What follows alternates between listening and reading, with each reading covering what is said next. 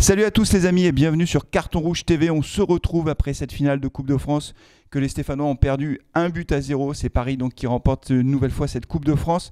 Et on va refaire ensemble le débrief de ce match. Il y a beaucoup de choses à dire. On va d'abord parler évidemment du déroulé du match. On fera inévitablement une partie sur Loïc Perrin et on terminera ce carton rouge avec les flops et les tops de cette finale. Et j'ai le plaisir de faire ce débrief. Pas tout seul comme d'habitude. D'habitude je le fais tout seul. Mais là cette fois-ci il y a Thomas. Salut Thomas. Bonjour à toi, Peuple Vert. Et puis Damien également. Bonjour à tous. Allez, on se retrouve juste après ce petit jingle.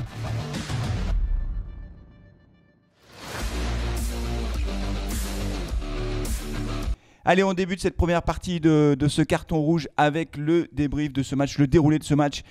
Les Verts se sont inclinés par le plus petit score, 1-0, un but marqué par Neymar à la 14e minute suite à une percée hallucinante de Kylian Mbappé qui est parti tout droit. On a re-regardé les images, il part tout droit au milieu de 3 Stéphanois, il frappe, Moulin s'interpose, malheureusement le ballon revient dans les pieds de Neymar qui frappe, ça tape la transversale mais ça rentre, ça fait 1-0 pour les Stéphanois.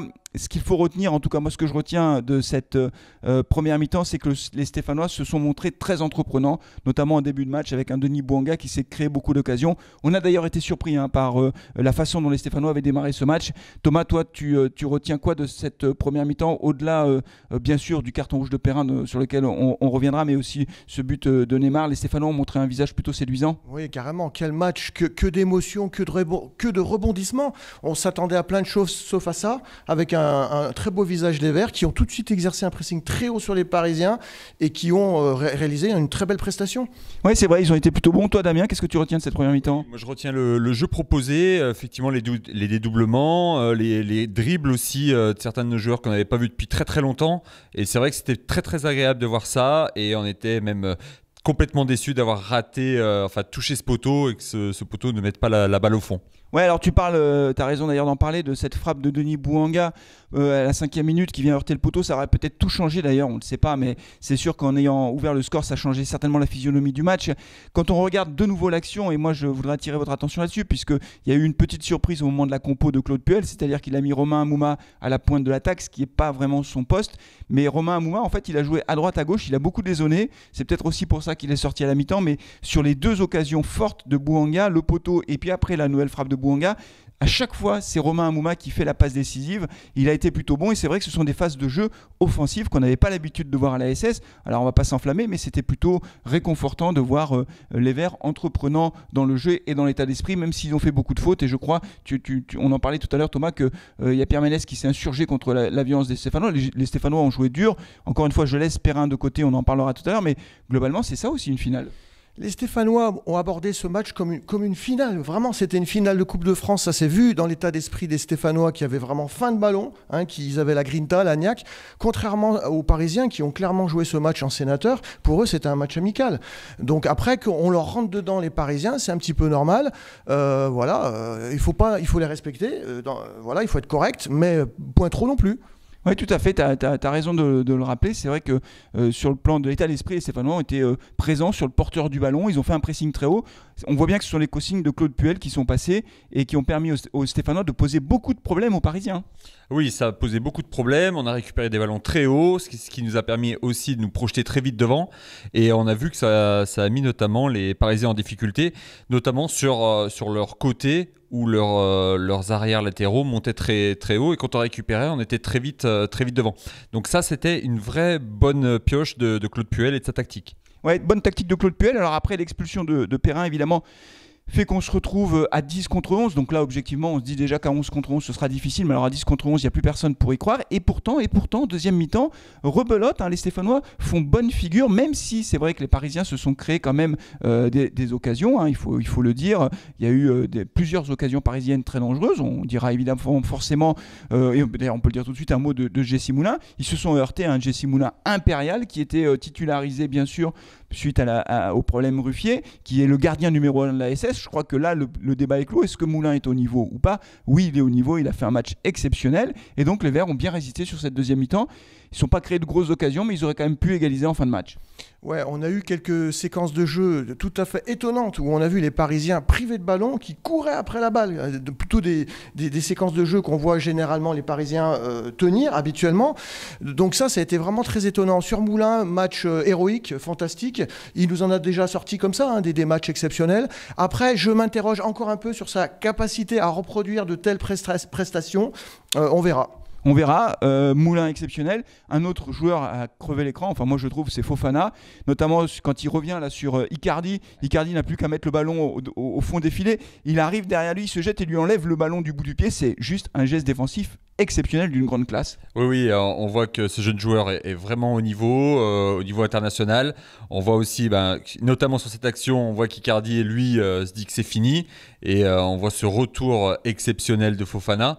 Vraiment, tout le long du match, que ce soit même à la fin du match où on aurait pu éventuellement avoir une faute, je ne dis pas un penalty, mais au moins une faute très proche de la surface, c'est encore lui qui est sur le ballon et qui fait un raid solitaire. Ouais, et d'ailleurs il fait un raid solitaire qui m'a fait penser au raid de Saliba en demi-finale face à Rennes. C'est Saliba qui monte, qui porte le ballon, et à un moment donné je me suis dit il va renouveler l'exploit de Saliba. Ouais, Fofana en Saliba style hier soir, hein. On voit que les deux joueurs ont fait leur classe ensemble, et vraiment que de regrets que Saliba soit parti comme un voleur. Je plaisante, William, je plaisante, parce que vraiment ce tandem cette année c'était leur année, quoi. Bon, malheureusement le contexte économique fait que des clubs comme la SS doivent vendre, mais quelques regrets quand même, hein. Alors pour terminer sur cette première partie quand même les gars, moi ce que je voudrais, et j'ai regardé un peu les réactions des supporters stéphanois sur les réseaux sociaux évidemment, le mot qui revenait c'est fier de nos joueurs. Je crois qu'ils ont défendu les couleurs comme on l'attendait, donc perdre une finale, une finale ça se joue, ça se gagne parce que c'est comme ça, sinon on n'a pas de titre et il ne reste pas grand chose dans l'histoire, dans le palmarès du club évidemment il ne reste rien, mais il n'en reste pas moins que compte tenu du contexte et compte tenu du fait que c'était Paris Saint-Germain, une des meilleures équipes d'Europe avec des joueurs qui comptent parmi les meilleurs au monde, je trouve que les Stéphanois ont porté haut les couleurs des Verts, donc moi en tout cas je leur dis bravo et c'est plutôt encourageant pour la suite. D'accord avec moi là-dessus ? Ah oui, complètement, notamment parce que quand on a vu tous les matchs d'ailleurs ensemble sur cette saison qui était plus ou moins catastrophique, on voit un plutôt bon match de Saint-Etienne sur cette finale-là. Alors après, on peut toujours débattre sur le niveau du PSG, mais en tout cas Saint-Etienne était au niveau. Ouais, au niveau, fier de nos couleurs ? Oui, carrément. Les très bonnes surprises pour moi hier soir, c'est tous nos jeunes joueurs, ce projet mine verte à Saint-Etienne, qui est très bon augure pour la suite, parce que vraiment, on a des jeunes, j'espère qu'on va pouvoir les garder, les faire mûrir, c'est de très, très bon augure pour cette saison et les prochaines. Alors, on en reste là pour cette première partie. On parlera peut-être dans les tops et les flops dans la troisième partie de ces jeunes joueurs. Moi, il y en a quelques-uns qui m'ont vraiment surpris. Et on va passer au dossier qui fâche, le dossier qui nous attriste, qui nous fait beaucoup de peine. C'est le dossier, évidemment, vous l'avez compris, Loïc Perrin.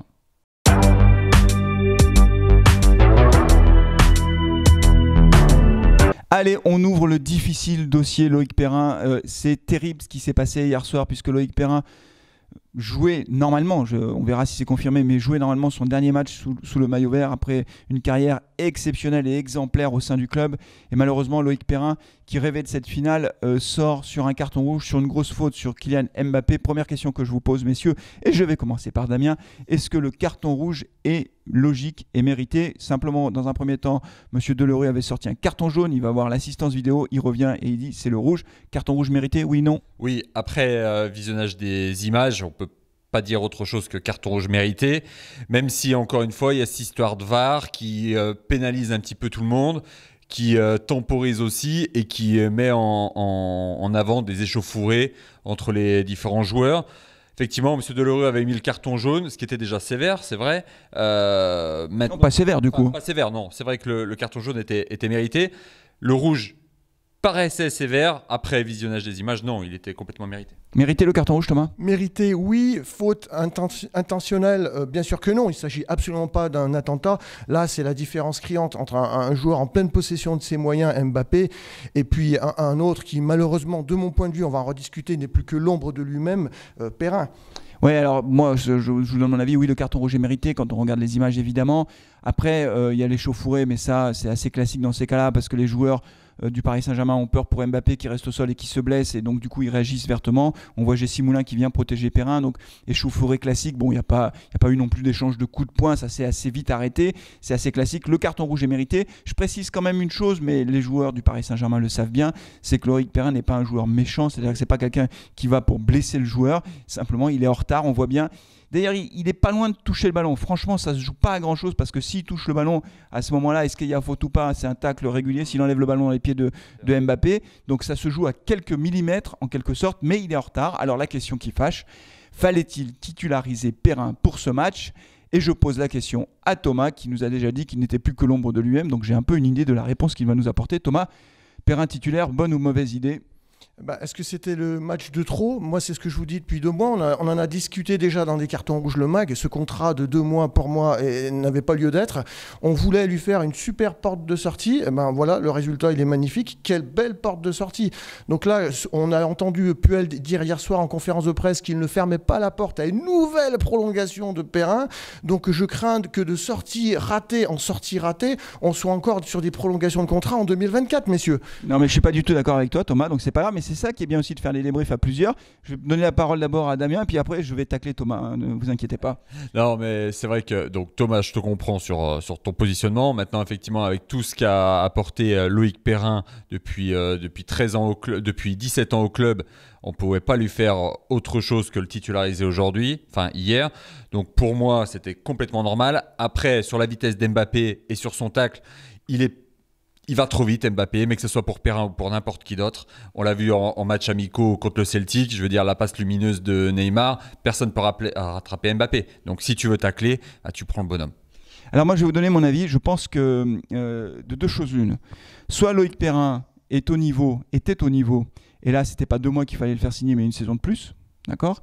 Soit il n'était pas au niveau, et il ne fallait pas le titulariser pour la finale, parce que le titulariser pour la finale, ça veut dire qu'il a le niveau pour jouer face au Paris Saint-Germain le 24 juillet, donc il a le niveau pour jouer le 21 août face à Marseille. C'est-à-dire que c'est pas cohérent. Voilà, c'est-à-dire que autant le faire prolonger de 2 mois pour dire, voilà, il sera sur la feuille de match sur la finale, et puis on peut le faire rentrer à la fin du match.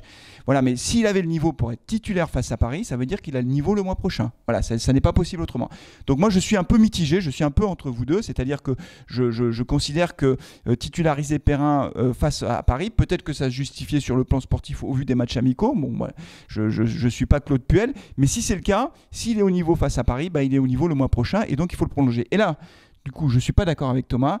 Là, je suis très affirmatif. On ne peut pas laisser Loïc Perrin terminer sa carrière sur un carton rouge au Stade de France. Ça n'est pas possible. Là, il faut le prolonger. Il se démerde 6 mois. Il faut qu'il termine à Geoffroy Guichard avec un stade plein pour saluer la carrière exemplaire du joueur qu'il a été. Je ne dis pas qu'il faut qu'il soit titulaire à chaque match, parce que Moukoudi a montré des choses intéressantes. Kolo dans l'axe, si Gabriel Silva revient, Kolo dans l'axe, c'est une alternative possible. Donc moi je pense que Perrin n'a plus le niveau pour être titulaire en Ligue 1, on est bien d'accord, mais il faut absolument le prolonger pour qu'il termine sa carrière autrement que sur ce carton rouge. Ça n'est pas possible, Thomas. Je vous demande de vous arrêter. Ce que vous décrivez là, messieurs, moi j'appelle ça un jubilé, tout simplement. Offrons un jubilé au capitaine héroïque Perrin et basta. Hier soir, quand même, cette petite plaisanterie n'est pas loin de nous coûter la finale. Parce que fallait-il titulariser Perrin hier soir? Pour moi, c'est une titularisation pour lui faire plaisir. Tu préfères le sergent Moukoudi? Mais bien sûr, le sergent a fait une très bonne entrée hier soir. Ouais. J'aurais aimé voir ce quatuor défensif dès l'entame de match. Hier soir, on sait que la force des Parisiens de cette attaque de feu, c'est la vitesse, c'est la profondeur. Et ce sont justement aujourd'hui les points faibles de Perrin. Et c'est ce qui nous coûte ce carton rouge. Ça nous coûte la finale. Parce qu'à 10 contre 11, excusez-moi, à 10 contre 12 hier soir, l'arbitre, faudra en toucher quelques mots, ça nous coûte la finale. C'était trop la marche était trop haute et pourtant nos verts ont été héroïques. Donc tu ne prolonges pas Loïc Perrin? Non, je ne le prolonge pas, mais j'organise un jubilé, un fantastique jubilé. Mais c'est de la merde un jubilé, c'est bidon un jubilé. Damien, toi tu prolonges ou pas de 6 mois ou d'un an? Évidemment, je le prolonge au moins jusqu'à la mi-décembre, enfin en fonction du calendrier. Voir la saison complète, même si effectivement à terme il ne sera pas titulaire sur tous les matchs. Pourquoi? Parce qu'on aura aussi besoin de son expérience et dans le vestiaire et en défense centrale, parce qu'on ne peut pas mettre 2 jeunes, Moukoudi, Fofana, tous les 2 lâchés dans la nature, même s'il y a du potentiel et même de très très forte qualité. À terme, on sent que parfois ils peuvent péter les plombs. Et puis, et on en restera là pour la partie Loïc Perrin. Je rajoute un point quand même, c'est que la profondeur du banc n'est pas si énorme que ça. En défense centrale, si on a Moukoudi, Fofana, éventuellement Kolo, tu as un suspendu, un blessé, il n'y a plus personne. Je ne sais pas qui on fait jouer. On peut avoir Debuchy qui peuvent être... Ouais, ou Mvila. Allez, dites-nous ce que vous en pensez, vous. Est-ce qu'il faut prolonger Loïc Perrin ou pas pour lui permettre de terminer dignement sa carrière, ou faut-il lui organiser un jubilé à la con comme le pense Thomas à mes côtés? Ah si, du jubilé. Allez, on passe au top et au flop de ce match.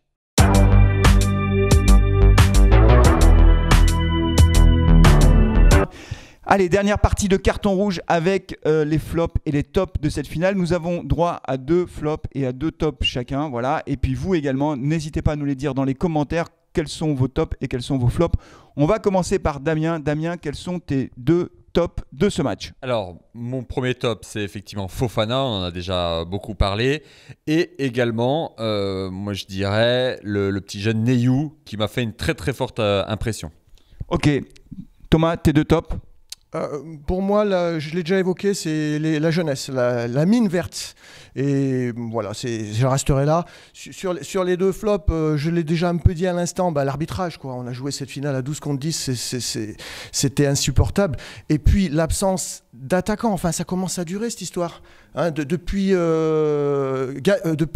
peut-être même Galtier, et puis après Gasset, on joue sans attaquant, la SS. J'entends sans attaquant de métier, de formation. Et encore hier soir, donc aligné seul en pointe à Mouma, non, c'est plus possible. Donc il faut régler rapidement ce problème. On a besoin de goléadors, enfin de buteurs, de gars qui soient devant, quoi. Sachant que Kazri n'est pas un vrai neuf. Et voilà, pareil. C'est un 9,5. Ouais, Kazri, qui, rappelons-le, était l'attaquant star vedette de Gasset. Non, c'est plus possible, ça. Donc voilà, arrêtons avec ces Donc toi, tu n'as qu'un top, c'est la jeunesse, très bien, et 2 flops. Ok. Alors moi, les 2 tops que j'ai, c'est très simple, c'est Neyou. Moi, Neyou m'a mystifié. Incroyable rentrée de ce jeune joueur inconnu au bataillon. Je ne sais même pas dans quel club il jouait, je crois qu'il était remplaçant. Il arrive, il rentre dans une finale de Coupe de France face à des stars mondiales.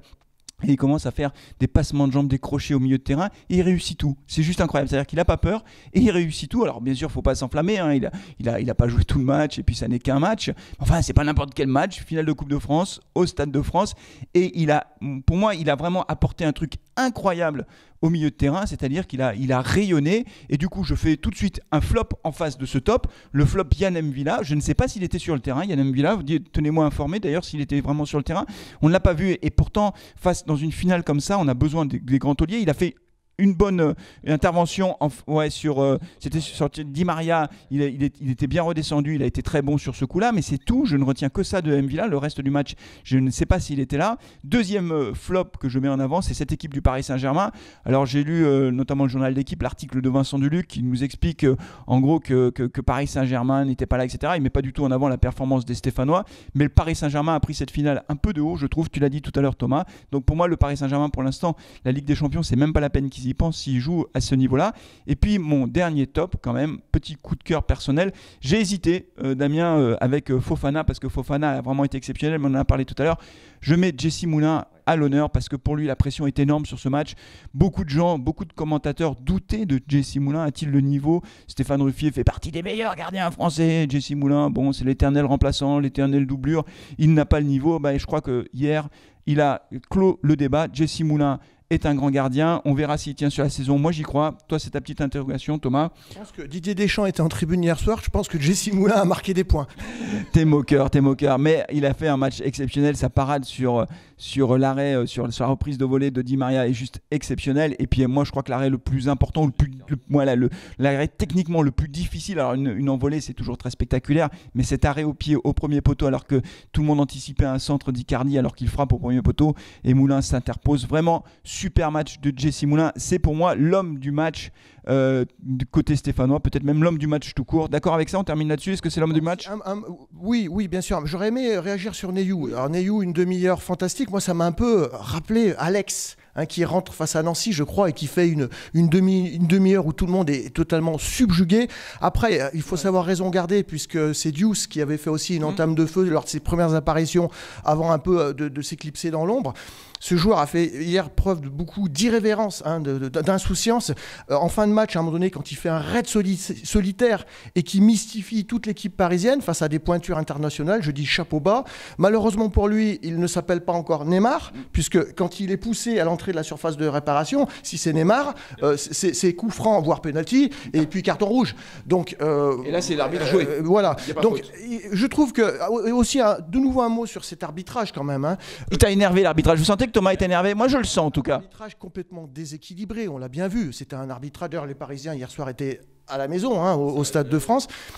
Je pense que cet arbitrage a pu énerver les Stéphanois. À un moment donné, ça finit par irriter et il ne faut pas s'étonner un petit peu qu'il y ait des pieds qui traînent, des petites frictions, quoi. C'est insupportable, il y a une réelle injustice. Alors, on va terminer quand même sur une note positive. Moulin, homme du match. Thomas, je te repose la question. Homme du match. Répondez, je vais répondre. Damien, homme du match, Moulin. Oui, homme du match. J'aurais aimé voir Bouanga, homme du match. J'ai été un peu déçu de sa deuxième période. Oui, mais une bonne première période quand même. Il se crée des grosses occasions. Mais est-ce que ça ne lui a pas trotté dans la tête pour la deuxième période, ça, voilà. Et oui, effectivement, Jessie Moulin qui nous a tenu à flot tout le long du match. Et c'est ce que va nous dire Thomas pour conclure cette vidéo.